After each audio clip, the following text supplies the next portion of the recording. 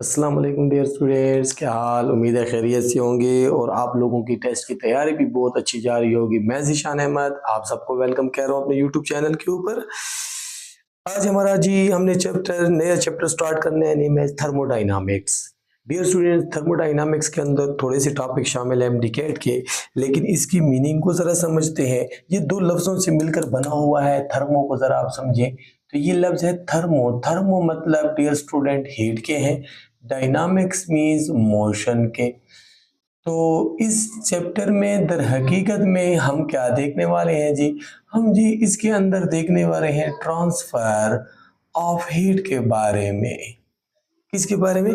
जब कभी हीट एक ऑब्जेक्ट से दूसरे ऑब्जेक्ट को मुंतकिल होती है या transformation of heat into other forms of energy, तो ये हमारे पास थर्मोडायनामिक्स होता है। डियर स्टूडेंट्स, क्या कह रहा हूँ, जब कभी भी हीट एक बॉडी से दूसरी बॉडी को जाए या एक शक्ल से अपनी हीट किसी और एनर्जी की फॉर्म को ट्रांसफॉर्म हो जाए, तो हमारे पास वो क्या कहलाएगा? Called thermodynamics. बेटा हीट क्या है, हीट को थोड़ा सा देख लेते हैं।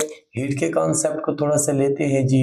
हीट जिसे हम लोग यहाँ पर जाहिर करने वाले हैं, क्यू से कर पाएंगे ऐसा, या आप एच से भी कर सकते हैं। वो गलत नहीं होता, वो डिपेंड करता है कि आप किससे जाहिर करना चाह रहे हैं। हीट क्या चीज़ होती है? बुनियादी तौर पर हम कहते हैं हीट जो है हमारे पास, सादा से लफ्ज़ों में हम कहते हैं कि ये जो होती है हॉटनेस ऑफ अ बॉडी। किसी भी बॉडी के गर्म हो जाने। बेटा हम किसी चीज़ को छुए और अगर हमें वो गर्म लगे तो तब हम कहते हैं उसमें क्या है? हीट मौजूद है। तब हम कहते हैं उसके अंदर हरारत है। फिर हम कहते हैं हीट क्या है जी? हीट हमारे पास क्या है जी? हीट जो है इज अ एनर्जी। हीट क्या है जी? एनर्जी है विच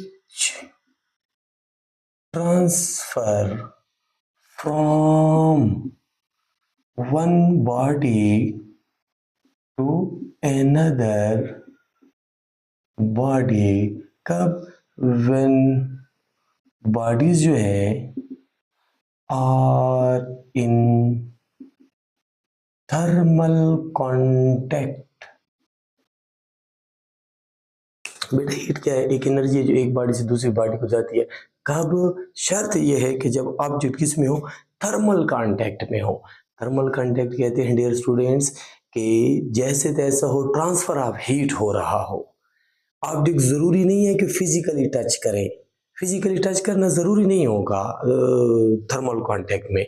हाँ, फासला हो लेकिन हीट की मुंतकिली हो रही हो। जैसे सूरज और ज़मीन टच तो नहीं है, लेकिन सूरज से अभी भी हीट हम तक आ रही है, तो ज़मीन सूरज के साथ थर्मल कांटेक्ट में है। तो थर्मल कांटेक्ट किसे कहते हैं?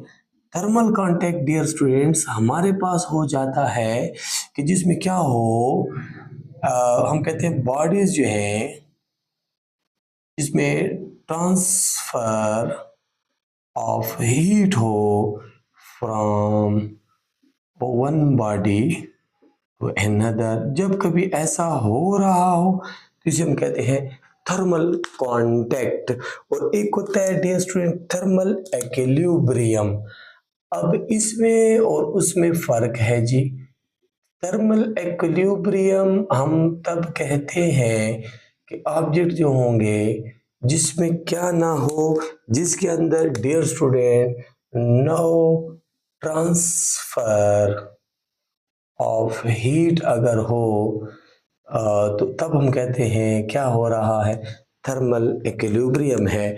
अगर थर्मल हीट ट्रांसफर हो रही है फिर हम कहते हैं थर्मल कांटेक्ट होता है हमारे पास। हो जाएगा। अब आ जाते हैं हीट की एक और डेफिनेशन भी एक ले देखते हैं जी। हीट को हम कहते हैं कि something which move from hot body to cold body. कोई भी शय जो हॉट बॉडी से कोल्ड बॉडी को जाए। कब? अनटिल अनटिल थर्मल एक्विलिब्रियम जो है इज अचीव्ड। पूछ लेंगे डियर स्टूडेंट कि हीट जो है ये है तो कोई भी शय है जो हार्ड से कोल्ड को जाए उस वक्त तक जब तक क्या हो, थर्मल इक्विलिब्रियम ना आए। थर्मल इक्विलिब्रियम कब आएगा बेटा? जब नो ट्रांसफर ऑफ हीट हो। कोशिश कर लेंगे ना इंशाल्लाह। फिर एक पुराना नजरिया था, एक पुराना नजरिया था हीट के बारे में जिसे कहा जाता है कैलोरिक नजरिया। कैलोरिक थ्योरी के मुताबिक, कैलोरिक थ्योरी के मुताबिक a fluid which is invisible and weightless। Caloric नजरिए के मुताबिक जो एक फ्लूइड होता है जो इनविजिबल है, वेटलेस है, उसे हम क्या कहते थे? Called caloric. उसे क्या कहते हैं? कैलोरिक। और आजकल इस कैलोरिक को हम किस नाम से याद रखते हैं? हीट के नाम से याद रखते हैं जी। ये जॉल्स के एक्सपेरिमेंट से पहले इसे कैलोरिक माना जाता था, हीट को एक फ्लूइड माना जाता था which have tendency to flow, मतलब मैटर, सॉलिड या लिक्विड, कुछ होगा लिक्विड और गैसीय शक्ल मानकर चलेंगी, तो उसे ये माना जाता था जब तक ये नजरिया नहीं आया। फिर हम क्या कहते हैं डियर स्टूडेंट्स, एक बात को जरा समझें। ये जो हमारे पास एक ब्रांच आ जाती है जिसे हम कह देते हैं जी कैलोरीमीटर। कैलोरीमीटर है instrument use to measure heat. हर वो इंस्ट्रूमेंट जो हीट को मेजर के लिए इस्तेमाल हो, कैलोरीमीटर। और फिर हमारे पास एक चीज होती है जिसे हम कहते हैं कैलोरीमेट्री। ये ब्रांच है in which we study about measurement of heat, जिसमें किसके बारे में पढ़ रहे हैं? हीट की मेजरमेंट के बारे में पढ़ते हैं बेटा। उसे हम क्या कहते हैं? Called calorimetry. कोशिश कर रहे हैं कि ये हीट की बातें हो रही हैं। अच्छा, according to K M T के मुताबिक भी एक नजरिया है, एक निस्बत है। According to K M T kinetic molecular theory, according to K M T kinetic molecular theory of gases, kinetic molecular theory of gases के मुताबिक, according to kinetic molecular theory, heat जो है is the total kinetic energy associated with with gas molecules during a random motion।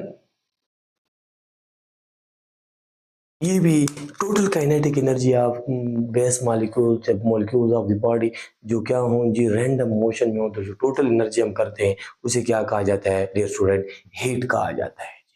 तो ये किसका तारुफ हो गया? थोड़ा सा हीट का हमने थोड़ा सा बताया। अब इसकी यूनिट्स की तरफ जाते हैं।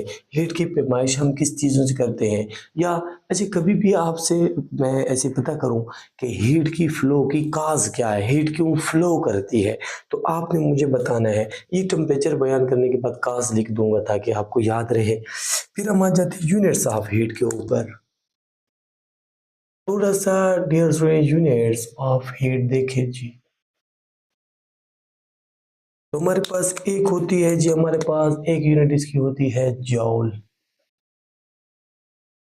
जॉल होती है जी इन एम के एस सिस्टम में या एस आई में। हाँ, ये एस आई यूनिट भी है जी हीट की। क्या चीज? जॉल एक यूनिट है। फिर हमारे पास हो जाती है जी अर्ज या अर्ग। तो अर्ज भी एक यूनिट है हमारे पास। ये किस में होती है? हमारे पास सी जी एस में। अच्छा, सी जी एस सिस्टम मतलब गॉसियन सिस्टम। अब ये यूनिट हम इस्तेमाल करते हैं अर्ज या अर्ग। फिर हमारे पास इसकी एक यूनिट हो जाती है जी फुट पाउंड। फुट पाउंड पे इसके लिए हम इस्तेमाल करते हैं जी इसमें in F P S system में। ये भी क्या है हमारे पास dear student, unit of heat है, किस निज़ाम के अंदर है वो भी आपको पता चल रहा है। अब आ जाते हैं, एक पुरानी यूनिट्स थी, एक हीट की जब इनका जिक्र नहीं हुआ था तो एक यूनिट्स और भी मानी जाती थी। अदर यूनिट्स क्या हैं हीट्स की? अदर यूनिट्स भी हैं जी ऑफ हीट। कौन होती है जी? एक होती है कैलोरी, एक क्या है डियर स्टूडेंट? कैलोरी, जिसे आप CAL से लिखेंगे। कैलोरी क्या होती है जी? ये होती है 1 कैलोरी जो है is amount of heat required to raise temperature of 1 gram of air free water from 14.5 degree Celsius to 15.5 degree। बेटा ये भी थोड़ा सा याद रखें कैलोरी, और 1 कैलोरी कितना हो जाता है इसको एक और निस्बत से भी देख लेंगे डियर स्टूडेंट। 1 कैलोरी हमारे पास होता है, 1 कैलोरी बराबर होता है 4.18 जाउल के, ये भी याद रहे। और वाटर जो है ये स्टैंडर्ड है, ये चॉइस ऑफ मटेरियल है, चॉइस ऑफ मटेरियल है और स्टैंडर्ड इंग्लिश में जी थर्मोडाइनामिक्स, मतलब थर्मोडाइनामिकल क्वांटिटीज में dear student choice of material जो है वो उसके लिए जो स्टैंडर्ड के लिए जो मटेरियल की चॉइस है वो पानी को लिया जाता है, पानी एज ए स्टैंडर्ड लिया जाता है। तो इसलिए एयर फ्री वाटर मतलब हवा की गैर मौजूदगी में, तो ये एक शराइत के ऊपर जब बयान की जाए तो वो कैलोरी हो जाती है। फिर डियर स्टूडेंट हमारे पास एक और होती है जिसे हम कह देते हैं BTU, ब्रिटिश थर्मल यूनिट। एक हमारे पास हो जाती है ब्रिटिश थर्मल यूनिट जिसे हम BTU कह देते हैं। बट ये भी क्या है कि 1 BTU जो है ये भी क्या है तो हमारे पास ये भी अमाउंट ऑफ हीट है, इसके लिए चाहिए required to raise the temperature of 1/32 sludge of air free water from 63 degree Fahrenheit to 64 degree Fahrenheit, ये भी स्टैंडर्ड है। स्लज जी मास की यूनिट है, 1 स्लज होता है 14.6 kg के, ये भी आपको पता होना चाहिए डियर स्टूडेंट। कर लेंगे ऐसे, तो ये यूनिट है हमारे पास। और 1 BTU कितना होता है जी? 1 BTU होता है हमारे पास 1 BTU बराबर हो जाता है, असल में होता है 251.99 कैलोरी के, जिसे हम अप्रोक्सीमेटली 252 कैलोरी कहते हैं, जिसे आप जॉल में खुद तब्दील कर लें। ट्राई कर लेंगे ना बेटा, ये किसका जिक्र हो गया हमारे पास? ये थोड़ा सा हमने तारुफ किया हीट का, कि हीट क्या चीज़ होती है उसको आपने देखा, उसकी मैंने थोड़ी सी थ्योरेटिकल लिमिट्स बता दी हीट की। हीट है क्या चीज़, डेफिनेशन है, मुख्तलिफ नज़रियात के मुताबिक डेफिनेशन है जो आपको पता चले। अब हम आ जाते हैं डियर स्टूडेंट किसकी तरफ आ जाते हैं जी? अब हम आ जाते हैं टेम्परेचर की तरफ। मैं आपसे कहूँ टेम्परेचर क्या चीज़ होती है? टेम्परेचर, हीट और टेम्परेचर में फ़र्क है और उस फ़र्क को हम थोड़ा सा डिफाइन कर लेते हैं जी।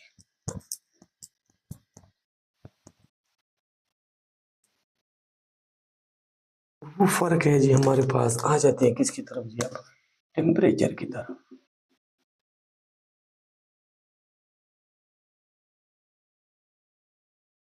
कैपिटल T से आम तौर पर इसे जाहिर होता हुआ देखते हो। टेम्परेचर क्या है जी? Measure of degree of hotness और coldness of a body. Student किसी कहते हैं टेम्परेचर किसी भी जिस्म के गर्म हो जाने या ठंडा हो जाने की पैमाइश को या पैमाइश के दर्जे को, कोई चीज कितने दर्जे गर्म है, कितने दर्जे ठंडी है, इस चीज को क्या कहा जाता है? कॉल्ड टेम्परेचर कहा जाता है जी। लफ्ज याद रहेगा ना। फिर हम कहते हैं, दूसरी तारीफ इसकी करते हैं जी, फिजिकल क्वांटिटी। फिजिकल क्वांटिटी क्या करे? दैट डिटरमाइन क्या चीज? The direction of heat flow. जो हमें क्या बताए? हीट के फ्लो का डायरेक्शन पर, और हीट फ्लो करती है, heat flows from hot to cold body.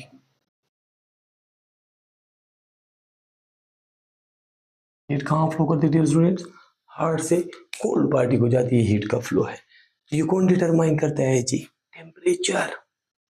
Temperature ये होते हैं एक मेजरेबल क्वांटिटी जो हीट का फ्लो का हमें बता रही है, उसे हम क्या कहते हैं? कॉल्ड टेम्परेचर कहा जाता है। टेम्परेचर को केएमटी वाला ऐसे डिफाइन करते हैं, अकॉर्डिंग टू केएमटी,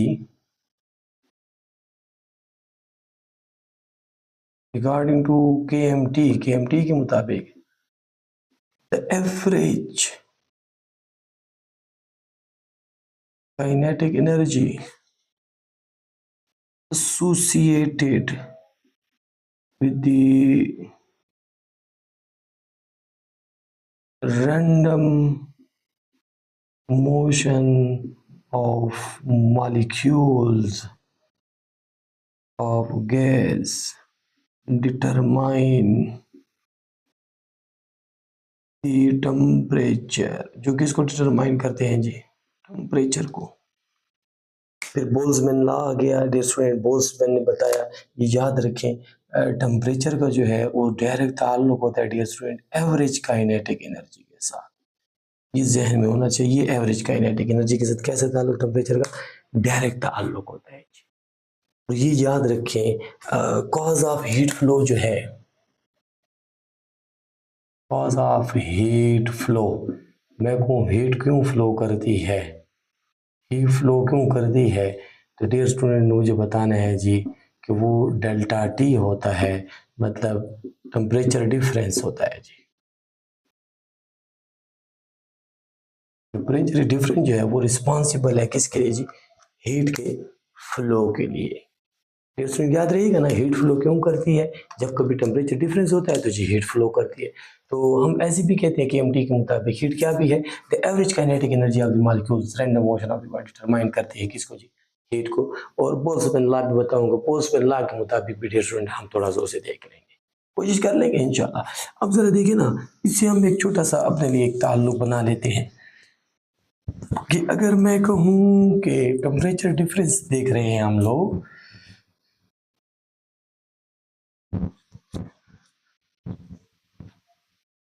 तो अगर मैं ऐसा निस्बत ले लेता हूं डियर स्टूडेंट आप लोगों के लिए, अगर टेम्परेचर सिस्टम का ग्रेटर हो जाए टेम्परेचर सराउंडिंग के, है ना, ये क्या चीज है जी? ये क्या चीज है? सिस्टम। सिस्टम होता है एनीथिंग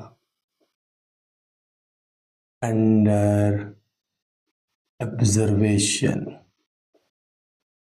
इसकी अलग वजाहत तो इंशाल्लाह कर दूंगा। और ये क्या है? सराउंडिंग।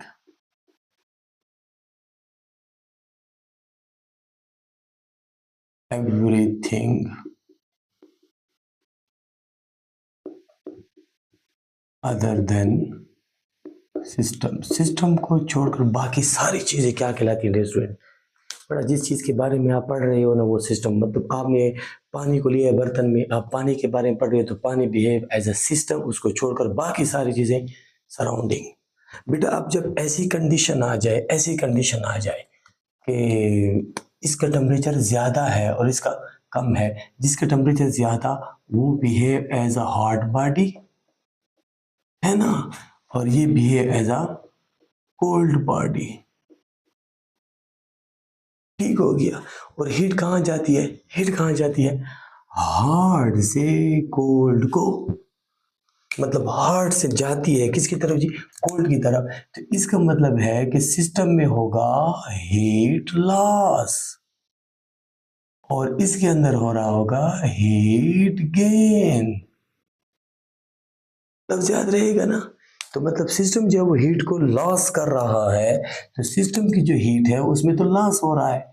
तो आप मुझे क्या कहोगे, सिस्टम की हीट के अंदर वो हो जाएगी नेगेटिव क्योंकि कमी आ रही है।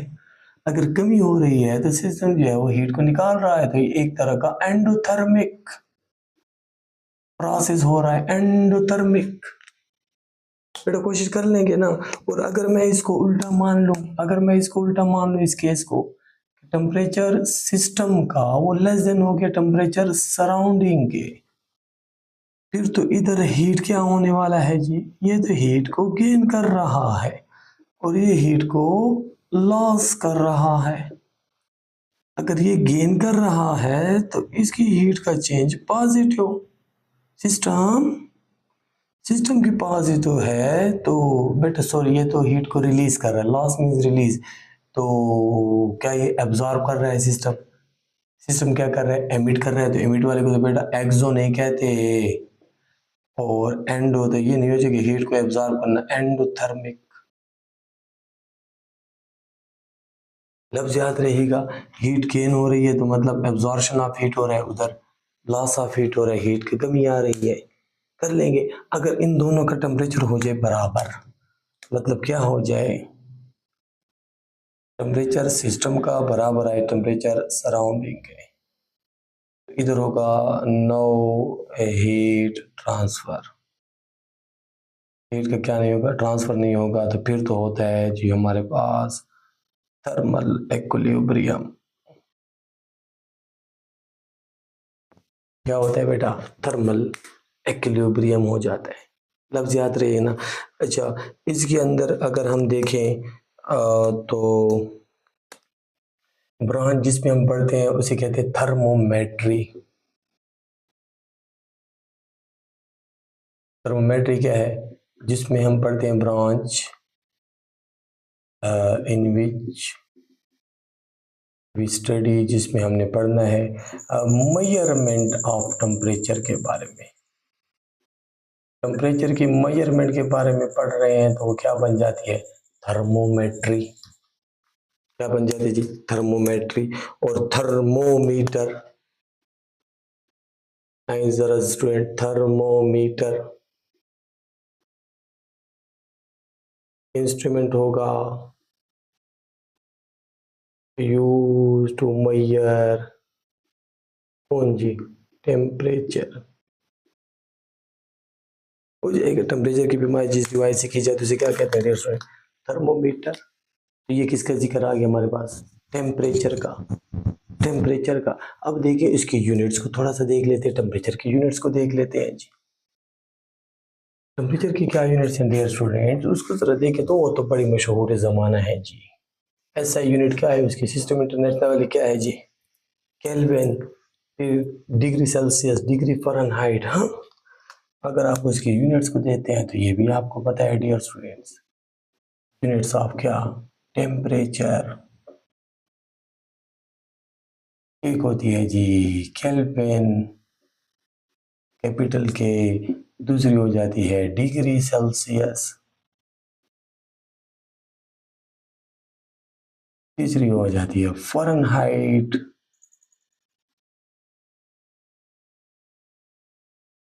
बेटा इसे अच्छा है कि डिग्री फ़ारेनहाइट लिखा करें। हाँ,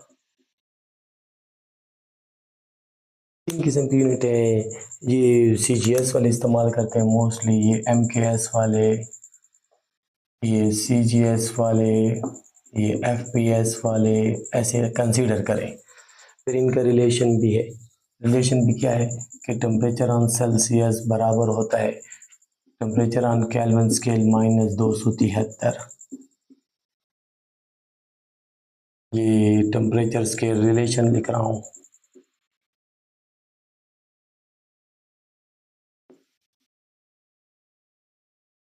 एक रिलेशन ये होता है। दूसरा हमारे पास क्या हो जाता है जी, temperature on Celsius is equal to 5/9 into temperature on Fahrenheit -32। ये हमारे पास किसका आ जाता है जी, फ़ारेनहाइट और सेल्सियस में ताल्लुक। तीसरा हमारे पास डियर स्टूडेंट क्या हो जाएगा, टेम्परेचर ऑन फ़ारेनहाइट बराबर है S is equal to 9/5 into temperature on Kelvin -273। ये रिलेशन हो गया हमारे पास किसका जी, फ़ारेनहाइट और इसमें। तो कोशिश कर लेंगे डियर स्टूडेंट्स, हो जाएगा। ये हमने किसकी बात की जी, हीट और टेम्परेचर का थोड़ा सा थ्योरेटिकल लिमिट्स आपको बता दी कि इसकी आसान से थ्योरी वाली चीज़ें तो आप कभी भी गलत ना करें। कर पाएंगे डियर स्टूडेंट, हो जाएगा इंशाल्लाह। आइए डियर स्टूडेंट देखते हैं, अब जरा इंटरनल एनर्जी को देखते हैं। अभी हमने टेम्परेचर और हीट को देखा, आप देख लेते हैं जी इंटरनल एनर्जी को। इंटरनल एनर्जी क्या चीज़ होती है डियर स्टूडेंट, जैसे कि आपको पता है टोटल एनर्जी, जैसे हम कहते थे ना, सम ऑफ काइनेटिक एंड पोटेंशियल।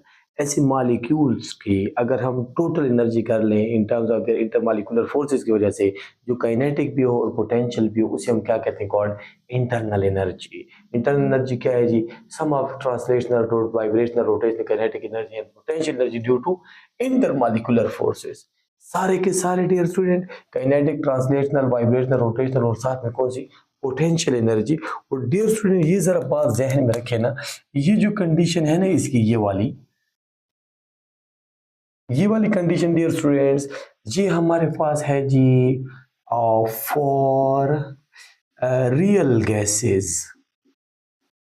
जब हमारे पास रियल गैसेस आती हैं डियर स्टूडेंट, तो तब हमारे पास ये वाली कंडीशन होती है कि जिसमें काइनेटिक्स हर किस्म की होती है, मतलब ट्रांसलेशनल भी, वाइब्रेशनल भी और रोटेशनल भी, सारी उसकी शक्ल आ जाती है।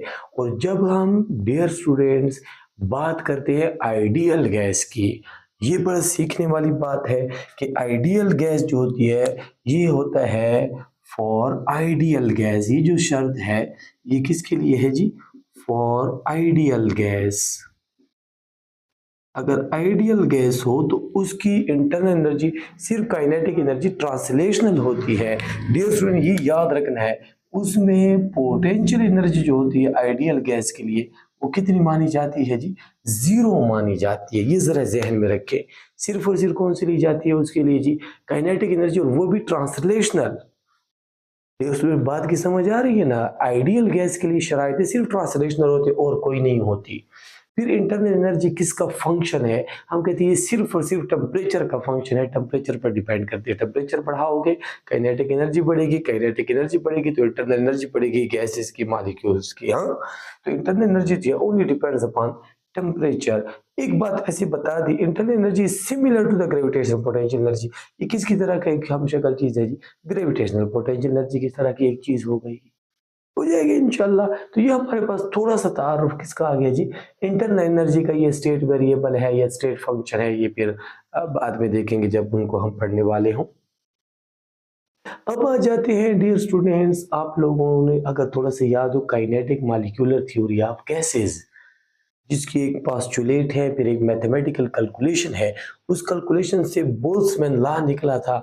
और बोल्ट्जमैन लॉ क्या है, kinetic energy is equal to 3/2। असल में एनर्जी लिखी होती है आपकी किताबों में। और डियर स्टूडेंट ये जहन में रखें, ये जो एनर्जी होती है हमारे पास, ये एवरेज काइनेटिक एनर्जी होती है। ये कौन सी होती है dear student, average kinetic energy. ये जहन में होना चाहिए। हाँ, और ये जो के है, ये जो के है हमारे पास, के हमारे पास डियर स्टूडेंट्स के पास क्या है, के हमारे पास है जी बोल्ट्जमैन कांस्टेंट। ये बोल्ट्जमैन कांस्टेंट है। और बोल्ट्जमैन कांस्टेंट कितना होता है डियर स्टूडेंट, बोल्ट्जमैन कांस्टेंट हमारे पास है, ये जो बोल्ट्जमैन कांस्टेंट है के डियर स्टूडेंट असल में रेशो है between ideal gas constant to Avogadro's number. ये इनके दरमियान रेशो है। और डियर स्टूडेंट जब आप इनकी वैल्यू लगाते हो, आइडियल गैस कांस्टेंट होते 8.134, और अगर आप एवोगाड्रो लगाते हो 6.023 मल्टीप्लाइड रेज पावर 23, जब इसे आप हल करते हैं तो मेरे ख्याल में आता है 1.38 मल्टीप्लाई 10 की पावर -23 और जाउल पर केल्विन। ये इसकी वैल्यू हो जाती है बोल्ट्जमैन कांस्टेंट की। इसमें याद रहेगा ना के की वैल्यू। अच्छा, अगर ये तो हम बात कर रहे हैं ना, ऐसे हम सोच, अगर आप बहुत सारे मॉलिक्यूल्स ले रहे होते हैं, हम सिंगल की बात करें, नंबर ऑफ मॉलिक्यूल्स हों, तो इधर डियर स्टूडेंट एन के आने के भी चांसेस होते हैं, एन भी आप लिख सकते हो, ये भी ध्यान में हो। अच्छा, ये जो ऊपर वाला नंबर है ना, ये बड़ा इंपॉर्टेंट डियर स्टूडेंट, इसे हम कहते हैं डिग्री ऑफ फ्रीडम। क्या कहते हैं जी? Degree of freedom, DOF, degree of freedom. Degree of freedom क्या होता है? Number of independent ways on which the particle can move या molecule can move. Independent ways हैं डियर स्टूडेंट, कैसे हैं? फॉर ट्रांसलेटरी मोशन, कितने इंडिपेंडेंट वेज है जहां पर वो आजादी से घूम सकेगा जी? एक्स के अलांग भी, वाई के अलांग भी, जी के अलांग भी, तो मतलब उसके हो गए 3 डिग्री ऑफ फ्रीडम जिसमें वो आजादी से घूम सकेगा। फिर हमारे पास फॉर रोटेशनल मोशन 2 है, क्लॉक और एंटी क्लॉक। वाइब्रेशनल एक ही रास्ते पर आगे पीछे होता है, तो डिग्री ऑफ फ्रीडम उसके लिए 1 होता है। अब बोल्ट्जमैन लॉ को अगर आप लिखना चाहते हैं डियर स्टूडेंट, इसके लिए अगर आप लिखना चाहते हैं फॉर हम बात करें मोनो एटॉमिक गैस की, मोनो एटॉमिक गैस के अंदर या मोनो एटॉमिक मॉलिक्यूल अगर आप लेते हैं तो उसमें सिर्फ और सिर्फ क्या होती है? Translatory motion only. तो डियर स्टूडेंट, जब गैसेस का हम जिक्र करते हैं, एक टेम्परेचर की रेंज याद रखिए। रेंज क्या है टेम्परेचर की? कि अगर हम बात कर रहे हैं कि मॉलिक्यूल्स, गैस मॉलिक्यूल्स सिर्फ ट्रांसलेटरी मोशन कर रहे हैं, अगर शक्ल हम लेते हैं तो वो ज़्यादातर ध्यान में रखें 300 डिग्री सेल्सियस पर होती है। उससे ज़्यादा, उससे अगर हम ज़्यादा करते हुए जाएंगे तो हम जा रहे होते हैं उसके अंदर 2 मोशन आएंगे, ट्रांसलेटरी भी और रोटेटरी भी 500 तक। अगर 500 से ज़्यादा जाएंगे तो तीनों मोशन के आने के चांसेस हो जाते हैं। 500 से अबव करे, तीनों मोशन के आने, अबव 500, ये एक एस्टिमेटेड रेंज है जो आपको थोड़ी सी याद रखनी है जी। पर मोनोएटॉमिक गैस अगर आप देखते हो तो काइनेटिक मॉलिक्यूलर थ्योरी के मुताबिक मोनोएटॉमिक गैस में ट्रांसलेटरी मोशन ओनली होती है और कोई नहीं हो सकती, तो जिसकी डिग्री ऑफ फ्रीडम कितनी है? 3 है। तो ये बोल्ट्जमैन लॉ में इधर ये जो 3 है, ये असल में जो हम लोगों ने लिखा हुआ ये मोनोएटॉमिक गैस के लिए है, इसलिए मैंने एन नहीं लिखा था। ये मोनोएटॉमिक जनरली हम ऐसे लेते होते हैं जी। तो काइनेटिक एनर्जी हमारे पास आ जाएगी 3/2 kT। अगर डियर स्टूडेंट्स आप निकालते हो फॉर डायटोमिक गैस, 2 वालों के लिए निकालते हैं, तो फिर हमारे पास ट्रांसलेटरी भी होती है और रोटेटरी भी। इसकी डिग्री ऑफ फ्रीडम 3 है, रोटेटरी की 2 है, टोटल हो गए 5। तो ऊपर लिखेंगे 5। ये हमारे पास जो शक्ल है ये किसके लिए बनी डियर स्टूडेंट? ये शक्ल किसके लिए बनी है हमारे पास?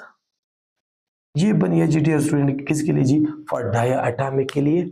कर लेंगे इंशाल्लाह। और फिर हमारे पास है फॉर पॉलीएटॉमिक। पॉलीएटॉमिक में तीनों मोशनें होती हैं, तो तीनों को जमा करें 6, तो ये ऊपर 6 लिखा, उसको डिवाइड किया तो 3 kT। जब कभी भी आपको वो इस शक्ल में मिले, इस शक्ल में लिखा हुआ मेरे बोल्ट्जमैन लॉ, तो समझ जाए कि ये किसकी बात हो रही है जी? पॉलीएटॉमिक की बात हो रही है। तो डियर स्टूडेंट कर पाएंगे हम? हो जाएगा ना इंशाल्लाह। ये हमने जिक्र किया किसका जी? हीट एनर्जी का, टेम्परेचर का, और साथ में थोड़ा सा इंटरनल एनर्जी का तारुफ दिया। उम्मीद है कर पाएंगे इंशाल्लाह। डियर स्टूडेंट, मिलते हैं अगली वीडियो में एक नए टॉपिक, एक नए लेक्चर के साथ। तब तक के लिए बेटा अल्लाह हाफिज।